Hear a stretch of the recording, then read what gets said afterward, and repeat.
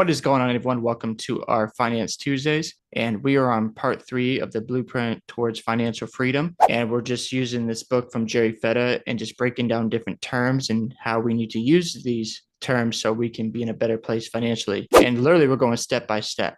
So that's what we're doing in this series. We want to go step by step. So we have a blueprint on how to achieve financial freedom because we should all strive towards that. We shouldn't want to just live paycheck to paycheck. We shouldn't want to live in a situation where we're worried about next month's rent or next month's expenses. We want to make sure that we never have to worry about that again.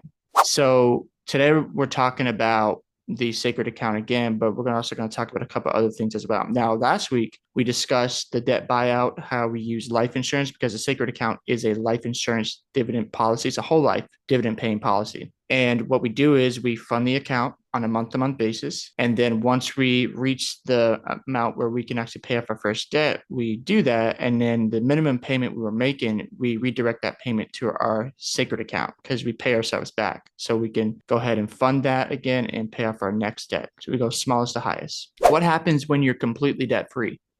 What happens next? Well, there's still steps in that process. The first thing you want to do is you want to make sure you have 6 months of reserves. You don't want to have a month, 3 months. You want to have 6 months in reserve. The average American in our society today doesn't even have enough money to cover 3 months of expenses. They don't have enough money maybe to pay 1 month of expenses. If they lose their job tomorrow, they might not be able to, survive. And you don't want to be in that position. That's why we talk about earning income. We talk about saving, because if you're not saving, you're not prepared. You're not preparing yourself for what could happen, because emergencies will happen. Unexpected circumstances will happen. So you want to make sure that you are in a position where if something does take place, you have coverage, you have something in place, you're protected. So if you're not going to be willing to get 6 months of reserves, then you're going to be insolvent. And that's how you want to think. You don't want to think like, okay, I've got 3 months taken care of. No. You want to go further than that. You want to have all your expenses taken care of. So you got to calculate your mortgage and rent for 6 months. You got to calculate your food, your gas, your utility bills, all the expenses that you pay on a monthly basis. You want to calculate all that for 6 months, and that's how much you want to have in your policy. So in case something does happen, you're good for 6 months. Now, you don't stop saving in the sacred account. You keep going, right? You keep going and going and going. That's why we want to have savings. That's why we want to have reserves, because we don't have reserves, we're not going to be protected. So this stage happens after you're debt free. Now, again, even when you're in the debt buyout phase, you're still funding the account. So you're building those reserves. So just keep that in mind. This happens more afterwards, because when you have no debt, guess what? You're going to fund the account even more. You're going to fund it more and more because you want to be in a position where you don't have to worry about those expenses. It's a great feeling. The next thing that you want to do is you want to look into some insurance. And the first thing you want to look at is long-term disability. So let me go ahead and share my screen with you and why that's so important, and just show you some statistics today. So as you can see here, these are some stats about long-term disability. It says 51 million working adults in the US are without disability insurance. 51. Some 110 million don't have long-term disability insurance coverage. Over 375,000 Americans become totally disabled each year. So what does that tell us? That we could be part of the statistic if we don't have proper coverage. About 8 million adults that have a disability that prevents them from working. 48% of US adults say they only have enough savings to cover 3 months of living expenses if they stop working. We talked about this. That's why you want to have 6 months of reserves, because if you lose your job tomorrow, well, what are you going to do with the next month's rent and the other bills? It's not going to stop. They're still going to tell you to pay those bills, right? So you want to make sure you're not in this spot. Around 50% of adults say they can't, pay an unexpected $400 bill without needing to take out a loan. So again, that's another reason why you want to save, because if you have that all saved up, you're not worried about this, right? That's why you have emergency savings. 67% of American workers have no long-term disability insurance.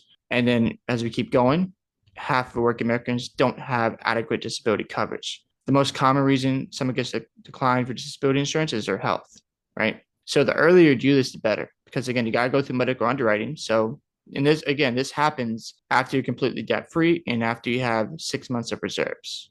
And once that's done, you go ahead and get yourself more coverage. Why? Because if something happens and you can't build wealth and you're on the sidelines, you can no longer work. Well, you need to have a backup plan.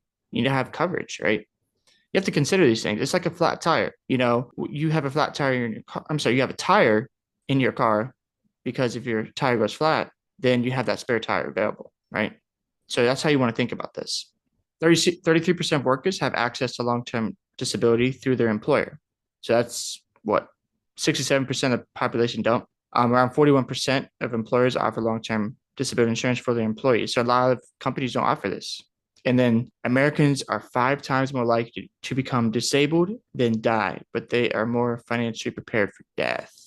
That's crazy. So as you can see here, again, conventional mortgages, foreclosures, it's caused by disability, 46%. So these are pretty high.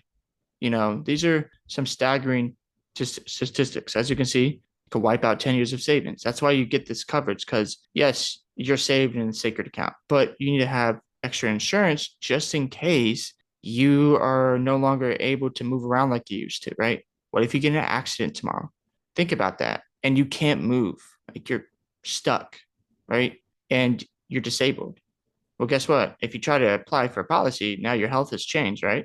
So that's why you want to first get long-term disability insurance. The second type of insurance, or I should say second and third, is your liability and your umbrella coverage. So liability means that you have, let's just say, for example, you're working in the yard and you have a guest over and they get hurt on your property. Well, they can sue you for that. And if you don't have a liability coverage in place, well, it's going to hurt you real badly. There was an example from McDonald's where, remember the coffee situation where the lady spilled coffee? Well, McDonald's didn't prepare for that. And, she sued and she won. And you don't want to be in the situation where, let's just say, someone's on your property and, you don't have liability coverage on your property, then it's not going to end up well. Now, the insurance companies only cover a certain amount.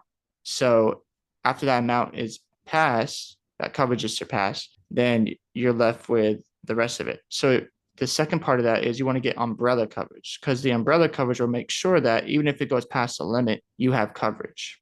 You're good. You're not in a position where you have to worry about, hey, do I have coverage for this? Do I have coverage for that? You have it all taken care of. And why am I talking about these products? Well, because as you're building wealth, you always want to be prepared for emergencies. I can't stress that enough. If you're not prepared for emergencies, you're going to be caught off guard by something. Think about when your car breaks down. That's going to happen. That's inevitable. Or something happens to your house, or somebody gets sick, right? Or something happens to you. You just saw the statistics on disability. It's staggering, right? If you're out for work for a year, if your savings are going to be completely depleted, and that sets you back.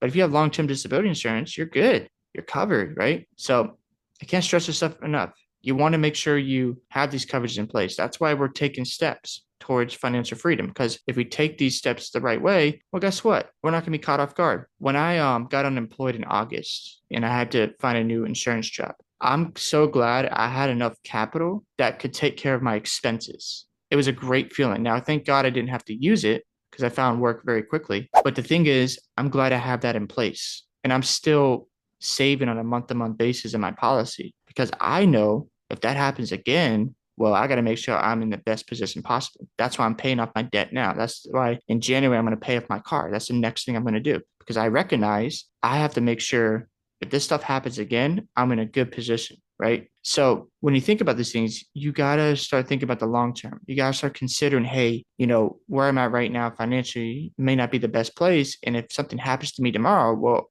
I'm stuck, right? So if you have any questions, if this really helped you out, leave a comment in the comment section. Make sure you like and subscribe. And also, I'm going to I already have a playlist set up for this series. So if you want to check out the other videos of the Blueprint for Financial Freedom, go check it out today. And I'll see you in the next video.